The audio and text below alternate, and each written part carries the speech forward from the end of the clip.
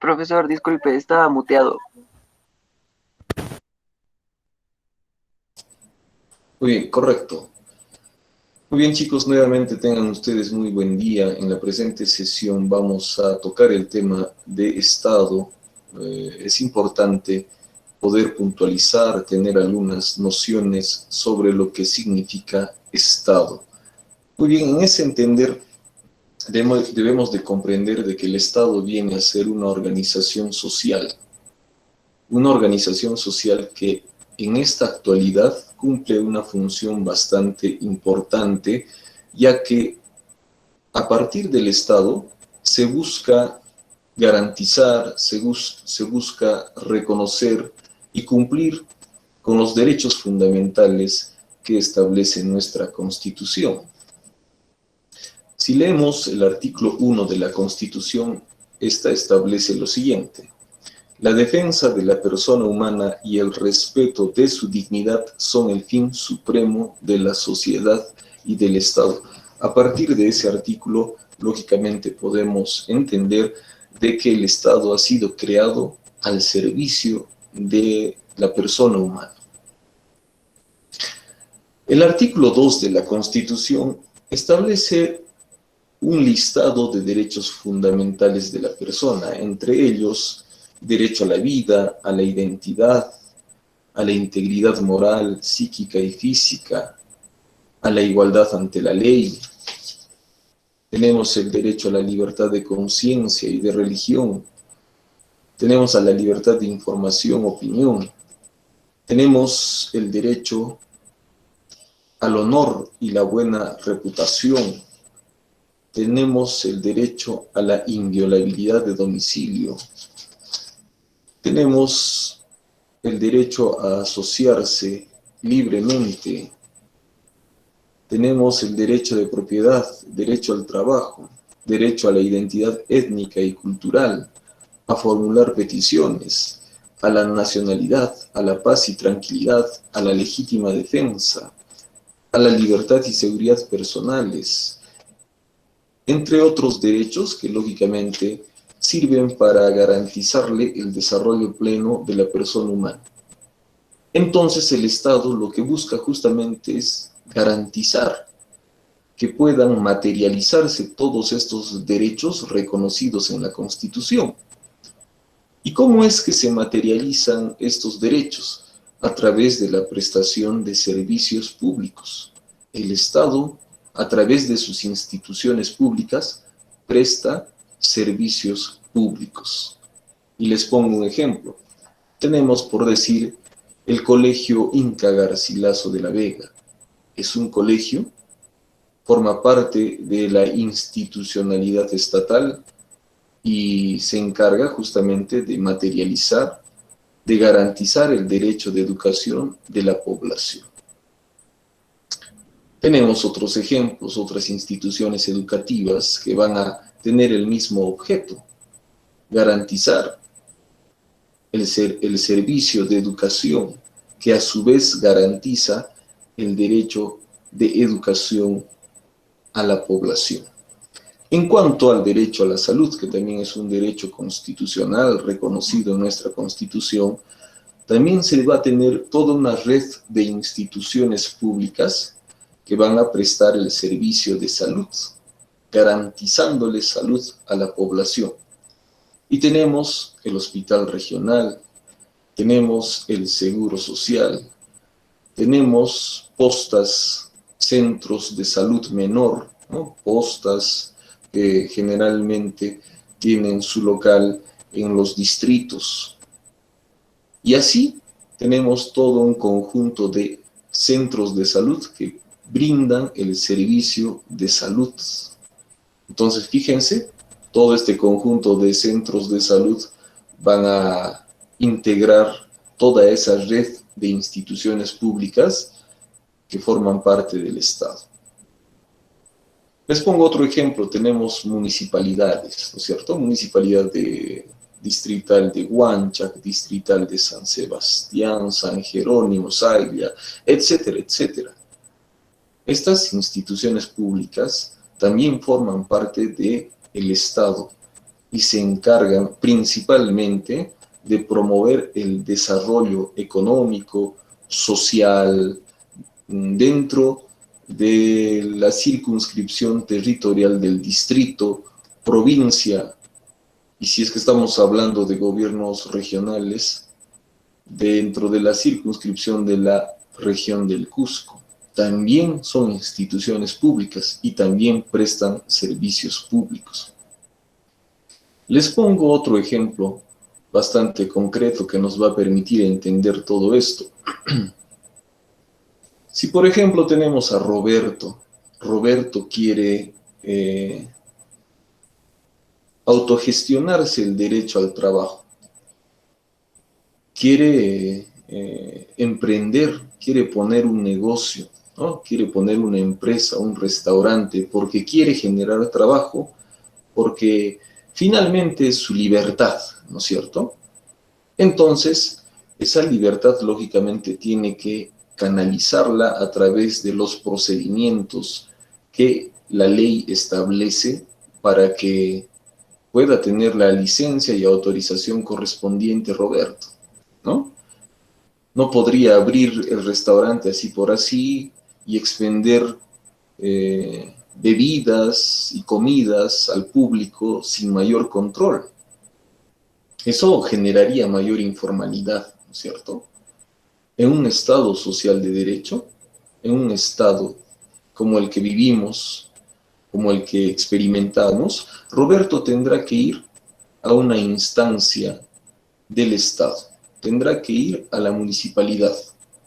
Y en la municipalidad tendrá que obtener los requisitos que debe de cumplir para poder conseguir una licencia de funcionamiento, una autorización correspondiente, la concesión por parte del Estado que asegura que ese negocio cumple con la formalidad, cumple con las normas.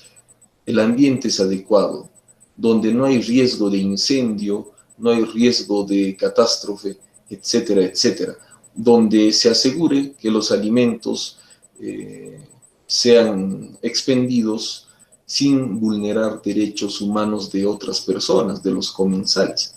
Entonces, fíjense, todo ese conjunto de requisitos tendrá que cumplir Roberto para poder obtener una licencia, una autorización, y recién así poder garantizarse, autogestionarse el derecho de empresa, el derecho del trabajo. Muy bien, esto se encuentra generalizado. En un Estado social de derecho, todo es derecho, todo son procedimientos.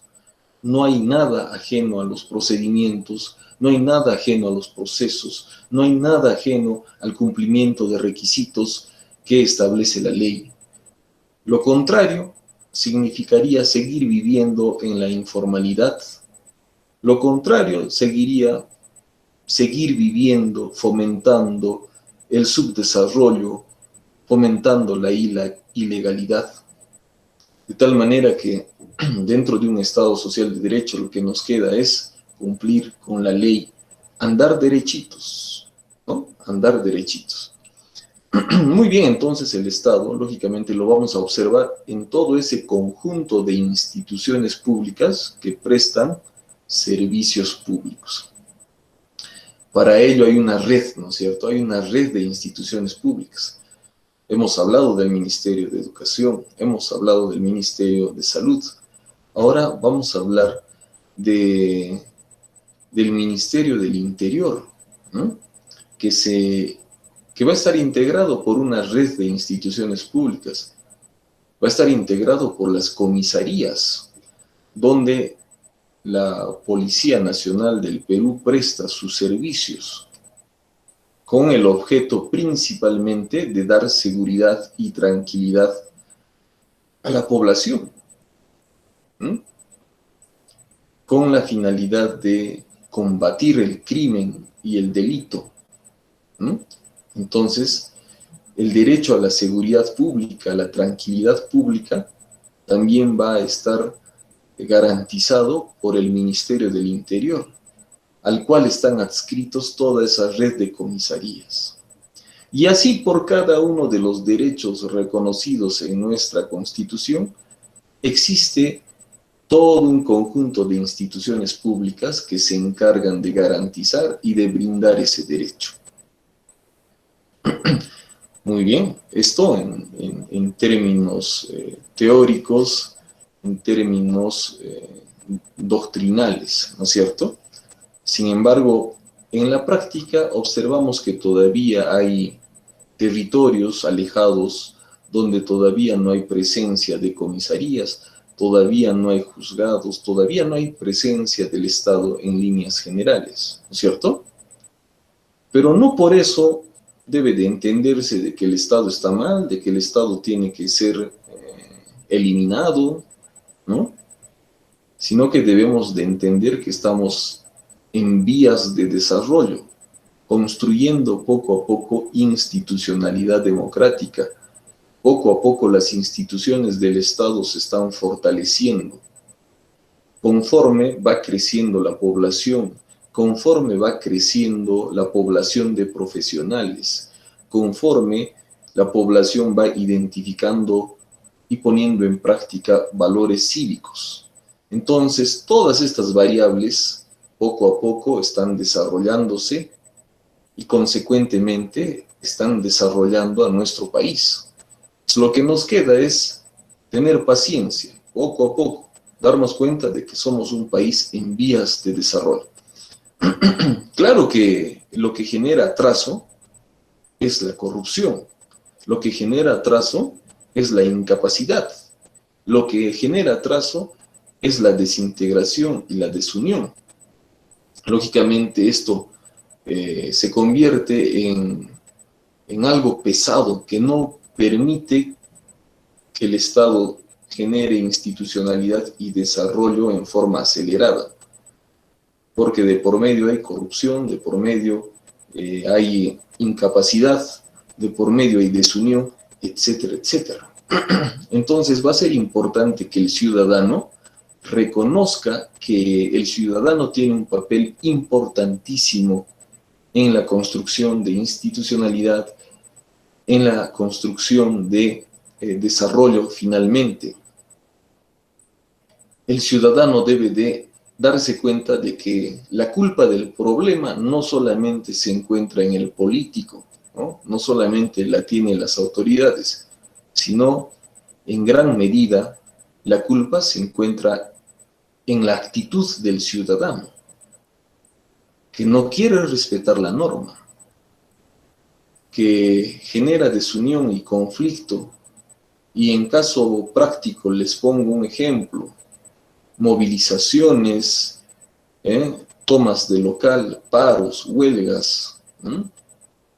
Antes de la pandemia, es normal que suceda en nuestro escenario, en nuestra localidad, que se tome la Avenida de la Cultura, obstaculizando el tránsito vehicular, que es fundamental para el desarrollo, ¿no es cierto? Hay gente que está yendo a su trabajo, hay gente que quiere ir a la universidad a impartir clases, sin embargo, la universidad está tomada. Uno tiene que regresarse con las mismas, ha perdido todo el día. Quiere desplazarse a su centro de trabajo y lamentablemente no hay tránsito porque la Avenida de la Cultura está tomada, hay piquetes. Y fíjense, hay malos ciudadanos que no comprenden que el derecho es universal y al tomar y al poner piquetes en la Avenida de la Cultura se vulnera derechos de terceros, de aquellas personas que no quieren formar parte de esa movilización. Entonces todo esto genera desintegración, genera desunión, finalmente genera subdesarrollo, porque no se está utilizando los canales democráticos.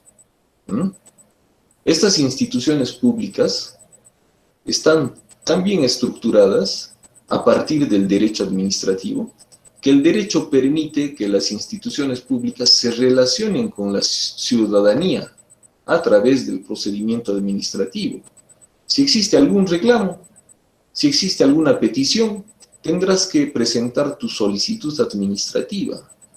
ese es el mecanismo regular que se debe de activar. No pateando el tablero, ¿no es cierto? No amenazando con quemar la institución, con tomar la Avenida de la Cultura, con tomar nuestra universidad. Ese no es un mecanismo democrático. Por el contrario, es un mecanismo antidemocrático, resultado, rezago todavía de la antigüedad, ¿no es cierto? Por eso es importante que el ciudadano reconozca que está en un estado social de derecho, donde por encima del político, por encima de las personas, se encuentra la Constitución, las normas que van a guiar nuestra conducta. Muy bien, sigamos hablando de Estado. Desde un enfoque clásico, el Estado va a ser la población jurídica o política organizada que se asienta en un determinado territorio y donde ejerce su soberanía. Este es un concepto clásico, bastante importante, concepto que va a tener en cuenta los elementos del Estado. Como elementos del Estado tenemos a la población.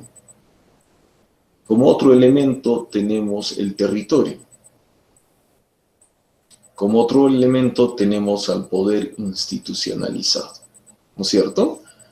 Entonces va a ser importante que se reconozcan estos tres elementos para que pueda entenderse de que en esa organización, en ese grupo social, existe Estado. ¿No es cierto? Muy bien. Tenemos a los gitanos. Los gitanos integran una nación, ¿no? Es un grupo social que mantiene semejanza en cuanto a sus vínculos históricos, consanguíneos, económicos, de estirpe, etcétera, etcétera. Sin embargo, no se considera Estado porque no tienen un territorio determinado, ¿no? Son trotamundos, están por aquí y por allá. No se considera Estado porque no tienen organización institucional, ¿no? No hay territorio, no hay organización institucional. Por lo tanto, solamente tienen el nivel de grupo de personas, de una nación, solamente eso. A diferencia de lo que sucede en el Perú. El Perú alberga un conjunto diverso de grupos sociales, ¿no? Hay varias naciones en nuestro país, ¿no? Son naciones porque son grupos sociales con sus propios rasgos culturales, sus propias costumbres, su propia forma de vida, de concebir el mundo, tradiciones, etcétera, etcétera. Y dentro del territorio peruano hay una diversidad cultural, una diversidad de grupos sociales.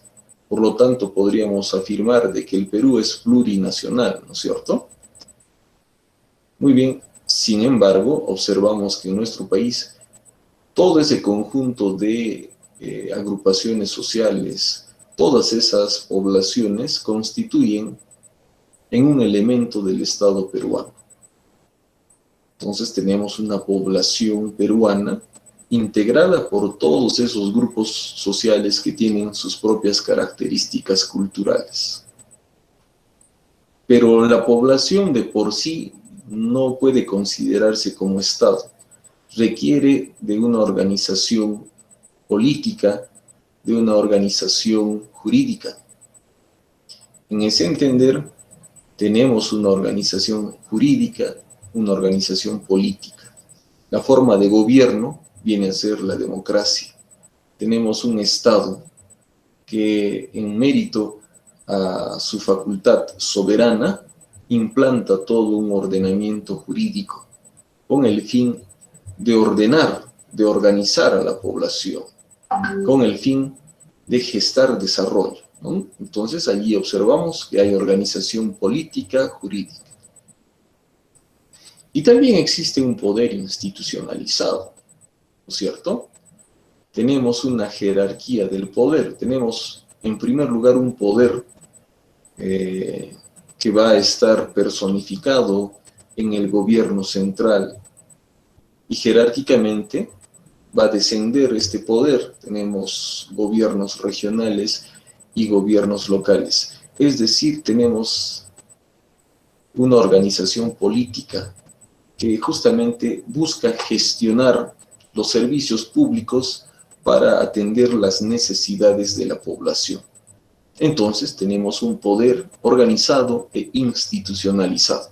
Se va a plasmar en toda esa red de instituciones públicas. Muy bien, entonces estos tres elementos son importantísimos para reconocer si existe Estado o no.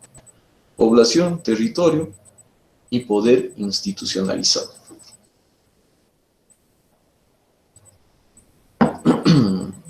Muy bien. El Estado, tal como lo conocemos hoy en día, es el resultado de todo un proceso histórico, social, económico, antropológico, de todo un proceso cultural que lleva más de 2000 años, ¿no es cierto? En la antigüedad, lógicamente, existía Estado también, ¿no es cierto? Tenemos sociedades de la civilización antigua donde también existía esta organización social superior. Tenemos el Estado griego de la antigüedad, tenemos el Estado romano de la antigüedad, donde se empiezan a observar también estos tres elementos. Hay población, hay territorio y hay poder institucionalizado. Lo que va a diferenciar son las formas de gobierno. En la antigüedad, por ejemplo, tenemos un derecho que todavía se restringe, que solamente protege a ciertos grupos sociales. Por decir, en los estados esclavistas, Grecia y Roma, la democracia solamente alcanza para los ciudadanos, ¿no? Mientras que los extranjeros no tienen mayor libertad ni mayor acceso a los beneficios que presta ese Estado en la antigüedad. Y también tenemos otra clase social, otro grupo, los esclavos, quienes ya no acceden a ningún derecho. Entonces, en las sociedades esclavistas observarán ustedes de que el derecho no es universal. Se restringe en forma exclusiva a las castas sociales superiores, ¿no es cierto? Y esto es una descripción del Estado en la antigüedad. Muy bien, vayamos a las sociedades feudales, que se caracterizan principalmente porque la forma de gobierno de estas sociedades es la monarquía, que se caracteriza lógicamente por la presencia de un monarca, un todopoderoso, que va a concentrar todos los poderes, ¿no? Dentro de su persona se concentra el poder jurídico, poder judicial, poder ejecutivo, poder legislativo. Es un todopoderoso, omnipotente, omnipresente inclusive. ¿Mm? Muy bien. De igual manera, en estas sociedades feudales que se caracterizan por la forma de gobierno monárquica, se observa que el derecho también no tiene un corte universal, ¿no? El derecho también se restringe a ciertas castas sociales. El derecho se restringe principalmente al rey y su familia, pero la gran población de siervos todavía no accede sobre todo a derechos políticos, ¿no? No puede elegir, no puede ser elegida, no hay libertad de credo ni de conciencia, ¿no?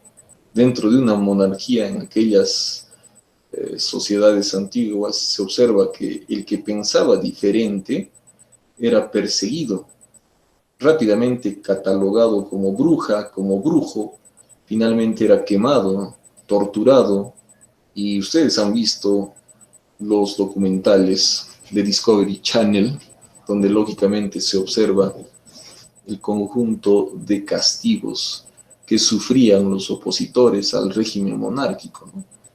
Tienes el toro de bronce. ¿Han visto ustedes? Esto es bastante temerario, ¿no?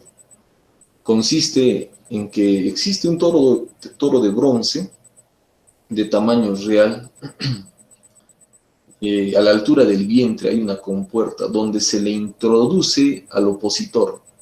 Se cierra la compuerta y debajo se prende fuego. Se pone leña y se prende fuego.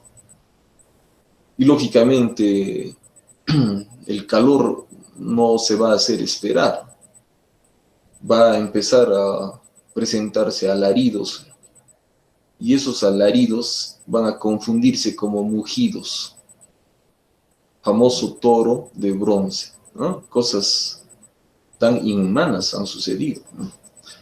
Tenemos la dama de hierro, que es otro castigo, otra tortura bastante inhumana, ¿no?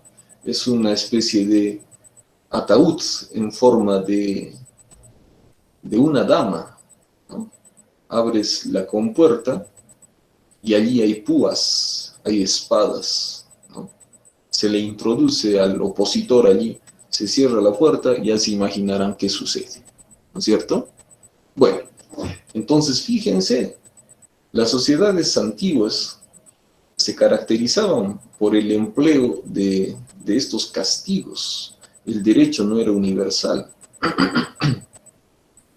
Entonces, lógicamente, la descripción de todos estos escenarios bastante injustos tuvieron que suceder en la experiencia de la humanidad para darnos cuenta de que el derecho no puede ser exclusivo. El derecho tiene que ser universal. En ese entender, empieza a gestarse ideas de cambio, ¿no es cierto? Ideas de reforma, promovidas fundamentalmente por los ilustrados. Entonces tenemos a los ilustrados, que son filósofos, quienes empiezan a promover ideas de libertad, fraternidad e igualdad, luchando abiertamente, con convicción, contra el poder monárquico. Estas ideas rápidamente van a calar en el espíritu de la población y van a derrocar lógicamente a la monarquía, principalmente en un hecho histórico bastante conocido por todos nosotros, la Revolución Francesa, ¿no? La toma de la Bastilla en 1789. Entonces, a partir de ese momento para adelante, la humanidad va a dar un salto gigantesco, va a derrocar a la monarquía y va a implantar una nueva forma de gobierno, la república, donde el poder se va a dividir en tres estamentos: poder ejecutivo, poder legislativo y judicial. Tres estamentos que van a integrar, que van a organizar al Estado como república, ¿no es cierto? En la monarquía el poder está concentrado en una sola persona, pero en la república el poder se desconcentra en tres estamentos: poder ejecutivo, poder legislativo, poder judicial. Muy bien, entonces la república va a tener la conquista de otros hitos fundamentales. Por encima del poder político, por encima del gobernante, debe estar la voluntad del pueblo. Y la voluntad del pueblo se va a materializar en la ley. Tiene que existir una norma jurídica suprema donde se garanticen derechos fundamentales: la libertad a la vida, a la propiedad, a la libertad de conciencia, de religión, derechos fundamentales que van a servir para limitar el poder político, para que entre cualquier gobernante que sea, este tiene que limitarse al respeto de la Constitución, justamente para no volver a vivir esos sucesos del pasado tan drásticos que significan muerte, abuso, etcétera, etcétera. Entonces, a partir de 1789 para adelante, entramos a una nueva etapa, entramos a una nueva forma de gobierno, la república, ¿no?, que se va a caracterizar justamente por la división del poder, se va a caracterizar por la vigencia de la norma jurídica, por la construcción de democracias en forma generalizada en todo el mundo. Van a asumir este nuevo camino los nacientes estados, salvo excepciones, porque en la actualidad todavía hay algunas monarquías constitucionalizadas, ¿no?, tipo Inglaterra, pero son casos especiales, ¿no? Pero en forma general, los países van a adoptar la forma de gobierno democrática. Que el pueblo sea quien entregue el poder de dirección en un representante. Pero esa democracia requiere también participación ciudadana. Esa democracia requiere que los ciudadanos estén bien informados, requiere una población inteligente, y para ello es fundamental que se tenga una buena educación para comprender todos estos elementos y entender que formamos parte de toda una sociedad democrática y debemos de contribuir con nuestro granito de arena. Y ese granito de arena, lógicamente, se va a resumir en algo tan simple y tan complejo: asumir nuestro rol de ciudadano, tan simple como cumplir con la ley, ¿no?, cumplir con nuestras obligaciones y deberes, respetar los derechos de los demás. Solo así podemos asegurar desarrollo, integración, unidad, etcétera, etcétera. Muy bien. Entonces, el Estado es toda una organización social superior, bastante importante, ¿no es cierto? Nos permite gozar de derechos reconocidos en la Constitución. Pero aquí también hay otro elemento importante que debemos de tenerlo en cuenta, y es el siguiente. En la actualidad somos alrededor de 32 millones de peruanos, ¿no es cierto? Y es imposible que el Estado asegure la expectativa que tiene cada ciudadano peruano. Es difícil, es imposible, ni esto sucede en los Estados Unidos, ¿no? Allí son más de 200 millones de personas. Entonces debemos de virar, conceptualizar al Estado no como una entidad totalitaria, sino como una entidad promotora, donde la participación ciudadana es importantísima para gestar desarrollo. Y la democracia también tiene que entenderse en ese sentido. La democracia no significa esperar de que el Estado te lo dé todo. La democracia no significa que el Estado te vaya a solucionar la vida. Esas son concepciones del pasado, antiguas, totalitarias. En la modernidad, el Estado se encarga de garantizarte los derechos y de promover la autogestión. Por eso la democracia debe de entenderse como democracia participativa, no como una democracia asistencialista, sino como una democracia participativa. Y la democracia participativa no se reduce a ir y participar de las elecciones y allí quedó, soy demócrata, he participado de las elecciones y listo, allí quedó la democracia. Eso es equivocado.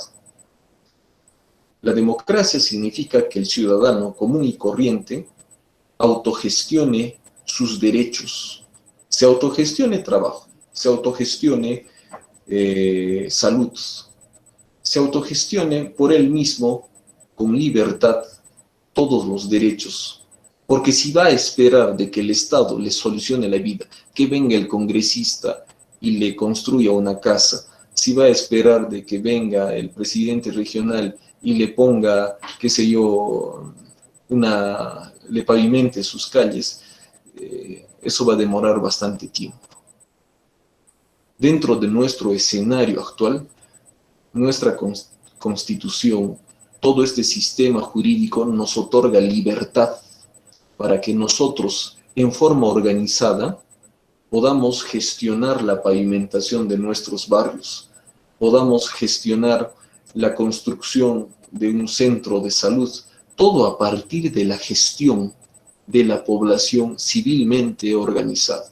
Para ello les voy a poner un ejemplo.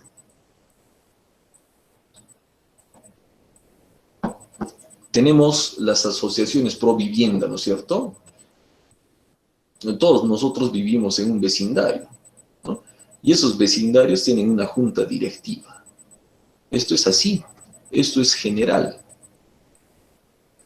Esa junta directiva de este vecindario se encarga de gestionar la pavimentación, el tendido de redes de agua y saneamiento, se encarga de viabilizar mejores condiciones de vida para ese vecindario. Y esto lo habrán visto ustedes, hay asambleas, hay faenas, etcétera, etcétera, ¿no? Lo que estoy diciendo es totalmente real, práctico, y así sucede, y en buena hora, porque de esa manera se está haciendo participación democrática, participación ciudadana, se está contribuyendo con el desarrollo del Estado. Entonces tenemos como ejemplo al barrio Virgen del Rosario, ¿no? Virgen del Rosario tiene su junta directiva, muy bien, se han reunido con todos los socios y han acordado que se debe de mejorar el barrio, debe de pavimentarse la avenida, las calles, etcétera, etcétera. Entonces, para ello, este barrio, esta junta directiva, conjuntamente con los demás socios en asamblea general, acuerdan poner en práctica actividades donde recauden fondos. Entonces hacen parrilladas, hacen sorteos, tómbolas, etcétera, etcétera, para captar fondos, para recaudar fondos. Esos dineros van a permitir que la junta directiva se movilice en la gestión de la pavimentación de la avenida. De por sí no va a venir el congresista y va a pavimentar la calle, eso no sucede, ¿no? Eso es algo trasnochado, eso es producto de la imaginación, eso es algo irreal, que no toman en cuenta los políticos, ¿no? Los políticos se comprometen a pavimentar todas las calles, a ponerte una piscina inclusive, pero eso no sucede así, nunca va a suceder. Por lo tanto, hacerle caso, creer esas propuestas, esos compromisos, esas promesas del político, eso lógicamente es irresponsable. Pero aquí estamos explicando lo que realmente sucede. Entonces, esta junta directiva recaudará fondos y con esos dineros contratará a un ingeniero civil para elaborar un proyecto de infraestructura, ¿no es cierto?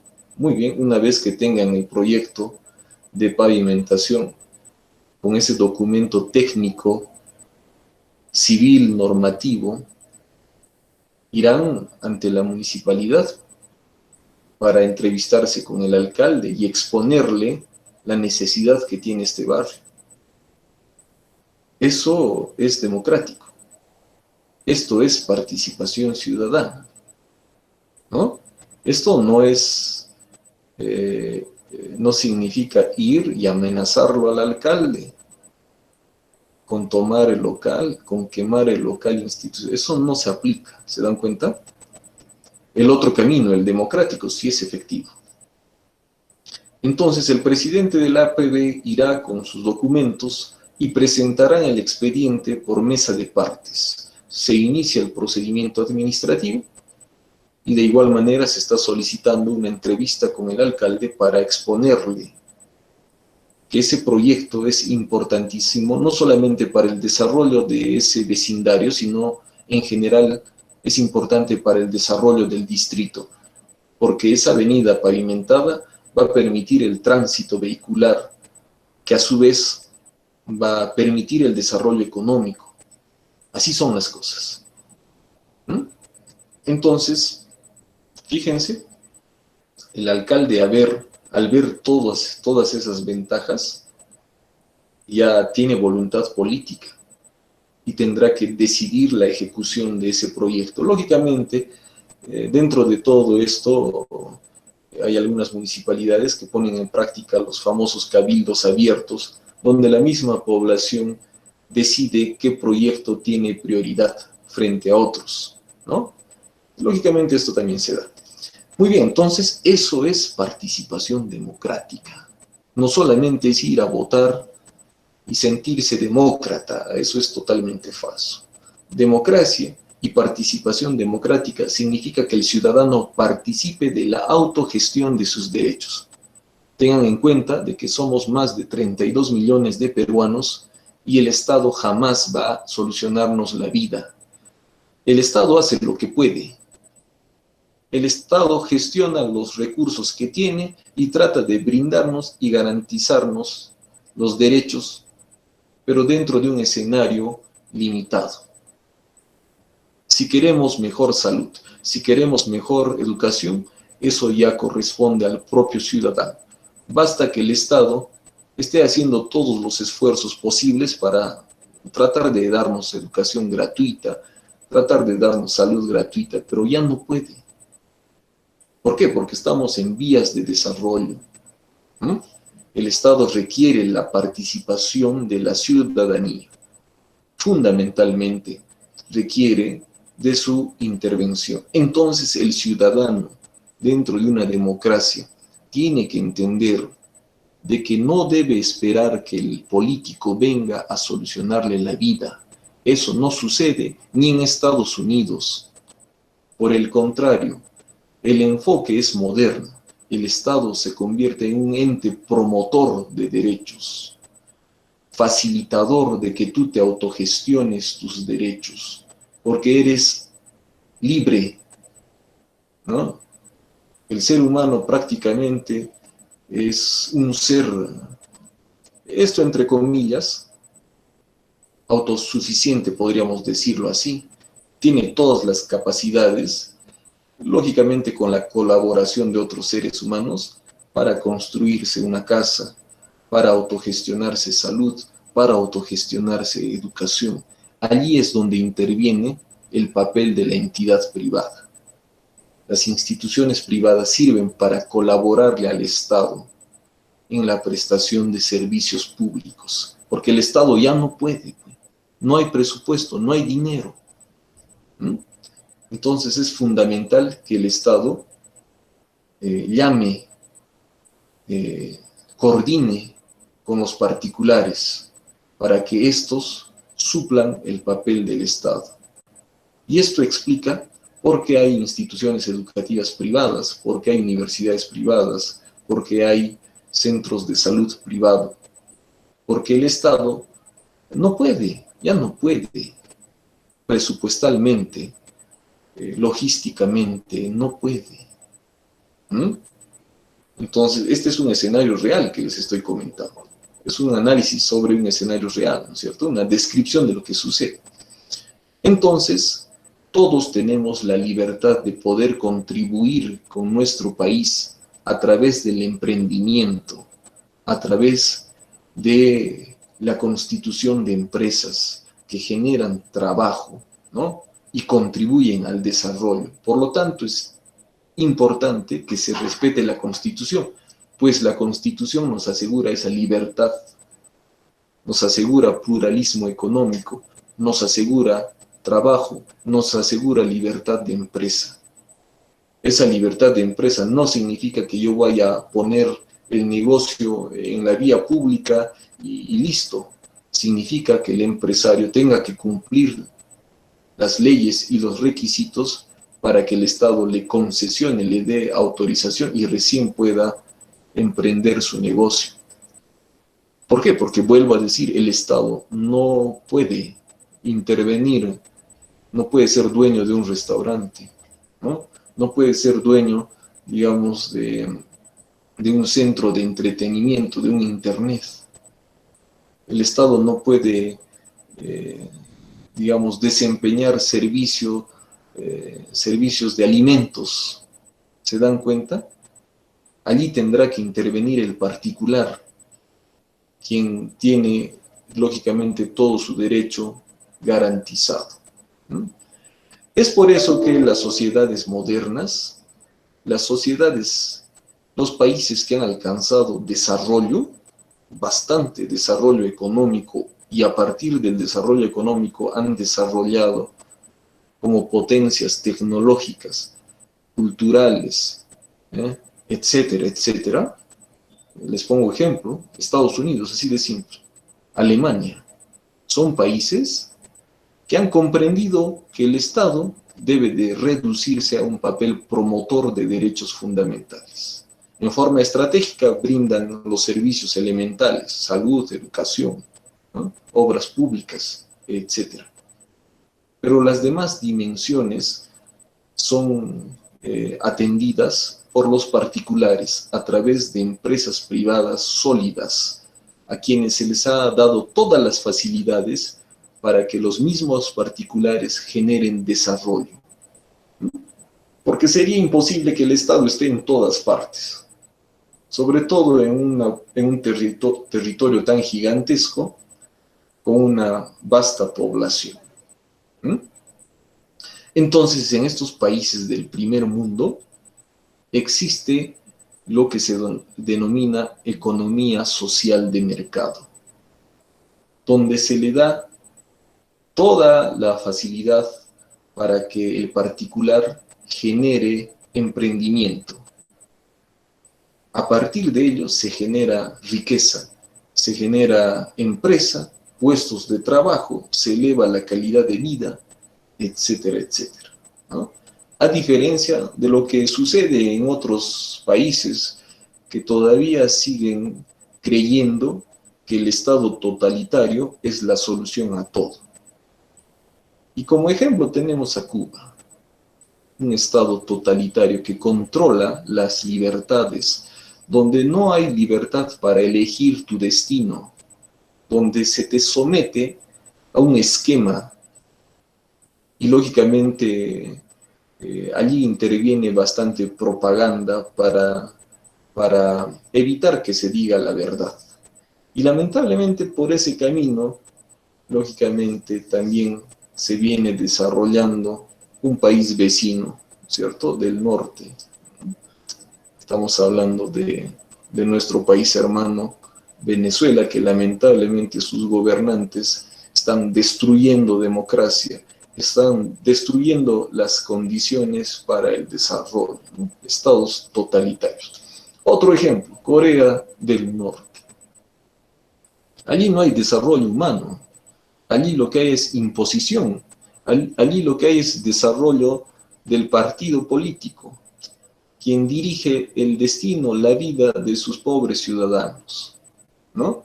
No tienen libertad para elegir su destino.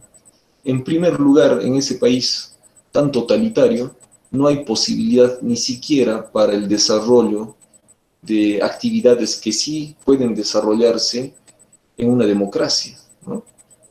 Allí no se puede desarrollar las profesiones, no puede desarrollarse el derecho, no puede desarrollarse la economía, el economista no puede desarrollarse allí, y mucho menos puede desarrollarse el turismo. Y ustedes, lógicamente, eh, pueden entender todo ello, ¿no? En esos regímenes totalitarios todo está parametrado. Entonces, lógicamente, el Estado democrático va a ser el resultado de todo ese proceso histórico-social donde hemos experimentado sucesos tan inhumanos, tan drásticos, ¿no? Y a partir de toda esa experiencia, se ha logrado entender que la forma de gobierno que de alguna manera nos permite libertad vienen a ser las democracias. Por lo tanto, es importante que como ciudadanos respetemos las democracias y asumamos nuestro rol de demócratas, participando activamente en la gestión de nuestros propios derechos, ¿no? Entonces, va por allí la idea de Estado social de derecho y de democracia. Muy bien, a ver, otro dato importante. Muy bien. Lógicamente, en la Constitución también hay otro punto importantísimo que viene a ser el régimen económico, ¿no es cierto? Que viene a ser un artículo que es bastante cuestionado por el político, ¿no? Lo peor de todo es que el político ni siquiera ha leído el artículo 59, ni siquiera sabe cuál es la implicancia de ese artículo y sin embargo pide que se cambie. Y lo peor de todo es que no sabe cuál va a ser, digamos, el mecanismo que vaya a reemplazar lo que está establecido en la Constitución. Les voy a leer. Artículo 58. La iniciativa privada es libre. Estamos en una democracia donde hay libertades, ¿no es cierto? Se ejerce en una economía social de mercado. Economía social de mercado. ¿Qué quiere decir esto? Que la producción de riqueza debe de tener sentido social. Y esto está regulado por la ley. Les pongo un ejemplo. Si estuviésemos en una economía de libre mercado, el empresario pone su restaurante y sin respetar norma alguna, empieza a vender sus alimentos, ¿no? Sin importar que los alimentos estén vencidos, no le interesa la higiene, no le interesa la salud pública. Ese es un extremo, ¿no es cierto? Ese viene a ser el libre mercado, ¿no? Simplemente lucrar a costa de los demás, sin respetar leyes, normas. Por otro lado, tenemos a la contraparte, lo que plantean algunos políticos, ¿no? La intervención del Estado en la economía, que se conoce como economía planificada, donde el Estado controla qué se produce y qué no se produce. Lógicamente, este enfoque evita desarrollo económico. Lo que ha sucedido en la China de Mao Zedong, el Estado totalitario designaba qué se produce y qué no se produce. Le obligaba a una familia campesina que producía y era exitosa en la producción y en la cosecha de arroz, de la noche a la mañana el Estado le impone ya no producir arroz, sino producir trigo, sin tener en cuenta las circunstancias, el contexto real, sin tener en cuenta las características del suelo, del clima, etc. Obligándoles a sembrar algo que no va a rendir ni producir bajo esas circunstancias de terreno, de clima, etcétera, etcétera, ¿no? Y lógicamente todo esto ha sido un fracaso pero abismal, que ha tenido el resultado de una hambruna pero generalizada en toda la población china, llegando a morirse por hambre más de 40 millones de personas. Esto está en la historia, esto está redactada en los libros de historia, revisen ustedes. Fíjense en qué desencadenan los países totalitarios, ¿no? A diferencia de lo que sí sucede en los estados democráticos donde se tiene libertad, ¿no? Entonces, en mérito de esa libertad, tú puedes escoger qué sembrar y qué no sembrar de acuerdo a las características del suelo. Aquí el agricultor, producto de su experiencia, de su destreza, que él ha adquirido a partir de la observación, de tantos años de cultivo, de siembra, ha podido darse cuenta en qué terrenos debe cultivar, en qué terrenos debe cultivar cierto producto, en cuáles no, en qué momento debe, digamos, cosechar, qué sé yo. Todo eso lo ha aprendido a partir de su experiencia, algo que no lo tiene en cuenta un Estado totalitario, que desde las oficinas dirigen qué se produce y qué no se produce, ¿no? Entonces, eso es totalmente desventajoso. Muy bien, entonces, vamos a seguir leyendo el artículo 58. La iniciativa privada es libre. Se ejerce en una economía social de mercado. Hasta aquí hemos analizado dos economías, ¿no es cierto? La economía de libre mercado, donde el lucro es sin respetar derechos humanos, y el otro extremo es la economía planificada, donde el Estado controla todo y no hay libertad. Ambas corrientes económicas se han implantado en el pasado y lógicamente han tenido situaciones desventajosas. Por lo tanto, han sido reemplazadas por una economía mixta que tome en cuenta lo mejor de la economía planificada y tome en cuenta lo mejor de la economía de libre mercado. Y esta economía es la economía social de mercado, lo que está reconocido en nuestra Constitución. Y la economía social de mercado significa que se garantiza la libertad de empresa, de emprendimiento, siempre y cuando se cumpla con una razón social, siempre y cuando se cumpla con la ley. Estamos en una economía equilibrada donde el ciudadano tiene toda la libertad de poder hacerse riqueza, siempre y cuando respete la ley. Aquí, bajo esta forma de economía, lógicamente, los ciudadanos tenemos toda la libertad para construirnos un destino a partir de nuestro esfuerzo, a partir de nuestro trabajo. Si es que existe pobreza, lógicamente eso en gran medida se debe al propio ciudadano, ¿no? Más que pobreza material, es pobreza cultural. El ciudadano que, habiendo trabajo, no quiere trabajar. Y en la práctica sucede eso, ¿no? Un fin de semana tu vecino le dice, oye, ¿sabes qué? Quiero que me ayudes, quiero que me ayudes a pintar mi casa, la fachada. ¿Tienes tiempo? No tengo tiempo. ¿Por qué? Estoy cansado, ¿no? Prefiere dormir. Entonces, lógicamente allí hay pobreza cultural, no hay iniciativa, ¿no? Entonces, dentro de este esquema, quien trabaja genera riqueza rápido, ¿no? Entonces, lógicamente, este es el esquema que manejamos en la actualidad. Economía social de mercado, que ha permitido el desarrollo económico en el país. En los últimos 20 años hemos crecido a tal punto de ser un modelo para los demás países. ¿Mm? La pandemia, por más que ha durado casi 2 años, no han logrado desestabilizar la economía de nuestro país, ¿no? ¿Se dan cuenta? Entonces, económicamente es un país fortalecido porque se han gestado las bases de desarrollo económico en mérito a la economía social de mercado, donde a las empresas se les da facilidades para que ellas mismas generen puestos de trabajo.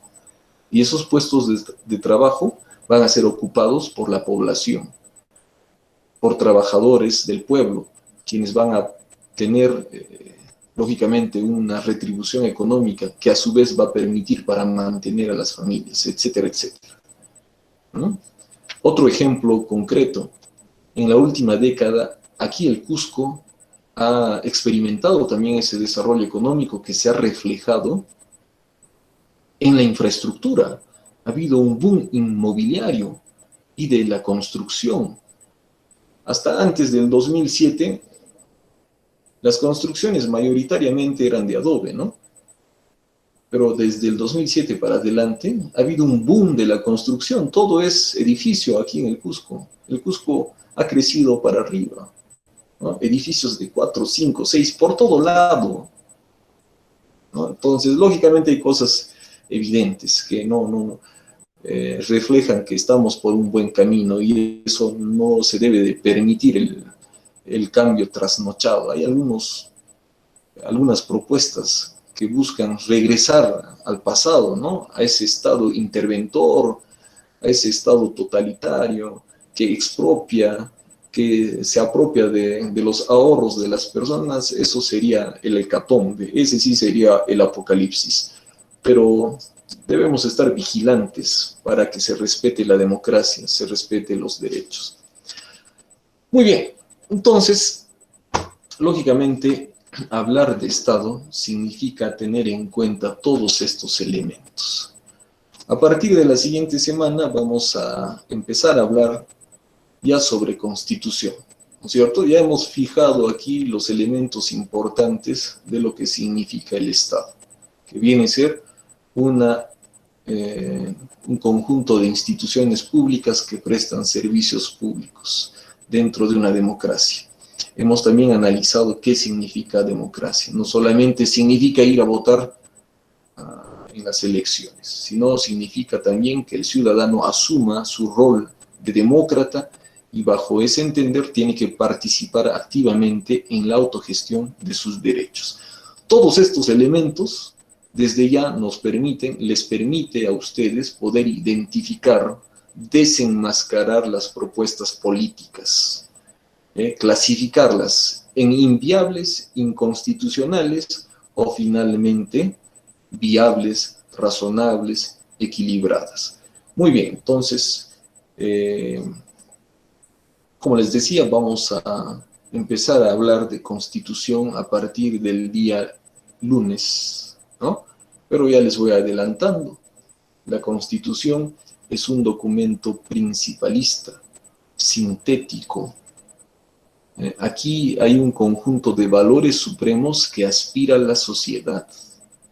Aquí hay libertad, aquí hay igualdad, aquí hay fraternidad, solidaridad, aquí hay salud, aquí hay vida, ¿no? Es hermoso, de tal manera que pretender hacer una crítica destructiva todos estos pilares de la democracia significa no saber lo que se está diciendo. Y lamentablemente hay políticos que se ufanan, ¿no? Nunca han leído la Constitución, sin embargo quieren cambiarla. Lo peor de todo es que ni siquiera mencionan cuál va a ser el texto que va a reformar, cuál va a ser el proyecto normativo que vaya a reemplazar aquello que están denunciando, aquello que estén criticando, ¿no? En una democracia también debemos tener en cuenta esto, ¿eh? La democracia no significa tampoco participar por participar, ¿no? Estamos en una reunión, por ejemplo, y todo el mundo quiere hablar, todo el mundo levanta la mano, profesor, profesor, o finalmente en otro escenario, en una PAFA, todo el mundo quiere hablar. Y cuando habla, lo que habla es cosas sin sentido. Eso hace perder tiempo. Si uno quiere intervenir, tendrá que intervenir con conocimiento de causa y planteando una solución al problema concreta, ¿no es cierto? Si va a suceder lo que sucede en el escenario político, por decir, en los consejos municipales. En mi posición de abogado, varias veces he escuchado las sesiones de consejo y realmente es para llorar, ¿no? En ese nivel están nuestras autoridades. Todo el mundo, los regidores participan, levantan la mano, quieren participar y repiten lo que ha dicho el anterior regidor y así se pierde tiempo. Ninguno dice algo sustancial, ninguno propone algo concreto, todo es repetición, ¿no? Reitero lo que ha dicho mi compañero anterior, pero también reintegro que la corrupción es la corrupción y que hay que combatir a la corrupción y es el problema endémico del país, pero eso lo sabemos todos, pues, ¿para qué ya repites lo mismo? Lo que queremos es una acción concreta, una propuesta concreta que permita solucionar ese problema, ¿no? Y así hay debates sin sentido en las sesiones de consejo municipal, en las sesiones de consejo regional, se pierden horas, entran a la sesión a las 3 de la tarde y salen a las 3 de la mañana, increíble, ¿no? Y nunca llegan a acuerdos. Bueno, en fin, eso no significa democracia. La participación tiene que ser efectiva, contundente, con conocimiento de causa, yendo ya a plantear soluciones. Así como este ejemplo que les he puesto, el presidente del vecindario ha ido ya con su solución al problema, ha ido ya con su proyecto, ¿no es cierto? Entonces allí no está yendo a perder el tiempo, ya está yendo con su proyecto de desarrollo humano. ¿Mm? Muy bien. Muy bien, chicos. Entonces, todos estos temas, lógicamente, lo vamos a analizar a lo largo del semestre, así que nos estaríamos quedando allí por el momento.